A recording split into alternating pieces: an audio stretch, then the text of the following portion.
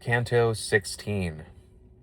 Guido Guerra, Aldobrandi, and Rusticucci, Cataract of the River of Blood. Now was I, where was heard the reverberation of water falling into the next round, like to that humming which the beehives make, when shadows three together started forth, running from out a company that passed beneath the reign of the sharp martyrdom. Towards us came they, and each one cried out, "Stop thou! For by thy garb to us thou seemest to be someone of our depraved city." Ah me, what wounds I saw upon their limbs, recent and ancient, by the flames burnt in! It pains me still but to remember it. Unto their cries my teacher paused attentive. He turned his face towards me, and, "Now wait," he said. "To these we should be courteous. And if it were not for the fire that darts the nature of this region, I should say that haste were more becoming thee than them." As soon as we stood still, they recommenced the old refrain, and when they overtook us, formed of themselves a wheel, all three of them, as champions stripped and oiled are wont to do, watching for their advantage and their hold, before they come to blows and thrusts between them. Thus, wheeling round, did every one his visage direct to me, so that in opposite wise his neck and feet continual journey made. And, "If the misery of this soft place bring in disdain ourselves and our entreaties," began one, "and our aspect black and blistered, let the renown of us thy mind incline to tell us who thou art, who thus securely thy living feet dost move along through hell. He in whose footprints thou dost see me treading, naked and skinless, though he now may go, was of greater rank than thou dost think. He was the grandson of the good Gualdrada. His name was Guido Guerra, and in life much did he with his wisdom and his sword. The other, who close by me treads the sand, Tegiaio Aldobrandi is, whose fame above there in the world should welcome be. And I, who with them on the cross am placed, Jacopo Rusticucci was, and truly my savage wife, more than aught else, doth harm me." Could I have been protected from the fire below, I should have thrown myself among them, and think the teacher would have suffered it. But, as I should have burned and baked myself, my terror overmastered my good will, which made me greedy of embracing them. Then I began, "Sorrow and not disdain did your condition fix within me so, that tardily it wholly is stripped off. As soon as this my lord said unto me, words on account of which I thought within me that people such as you were approaching.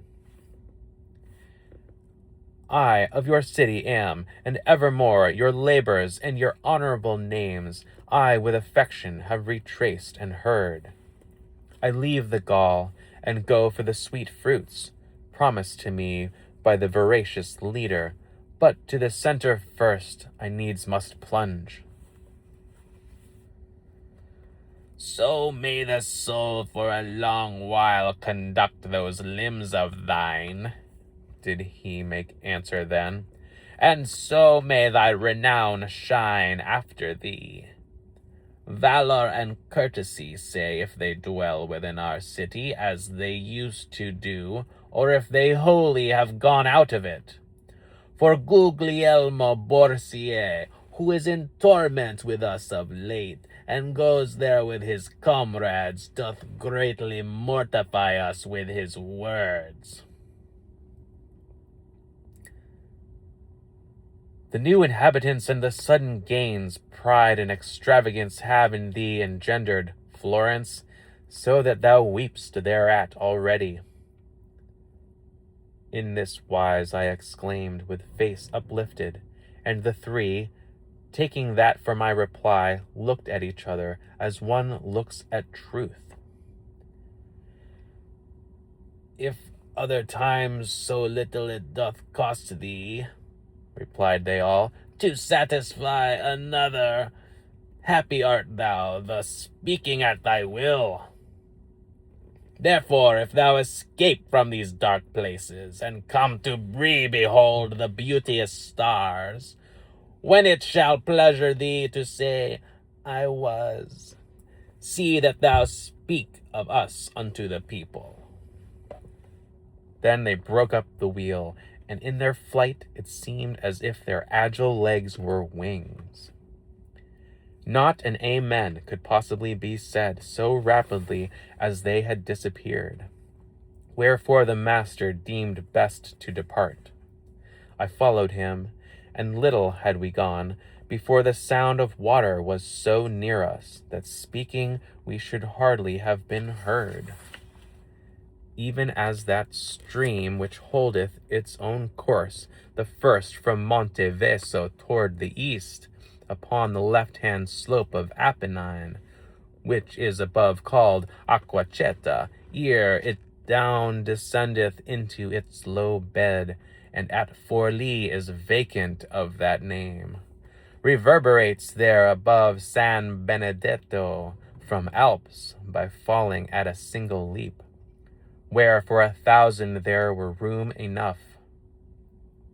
Thus downward from a bank precipitate, we found resounding that dark-tinted water, so that it soon the ear would have offended. I had a cord around about me girt, and therewithal I whilom had designed to take the panther with the painted skin.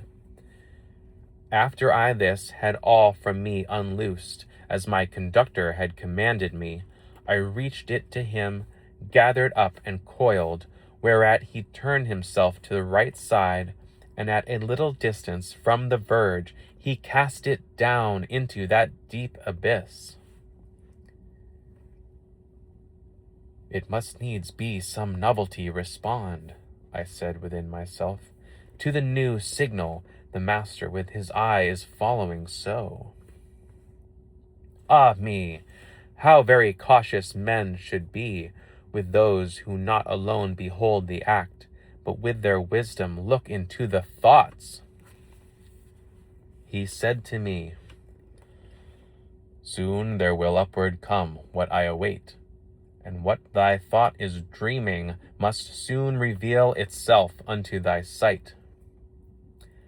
I, to that truth which has the face of falsehood, a man should close his lips as far as may be, because without his fault it causes shame.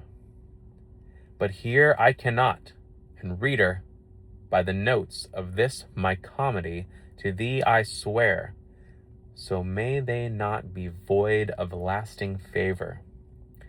Athwart that dense and darksome atmosphere, I saw a figure swimming upward come, marvelous unto every steadfast heart, even as he returns who goeth down sometimes to clear an anchor, which has grappled reef, or aught else that is in the sea is hidden, who upward stretches and draws in his feet.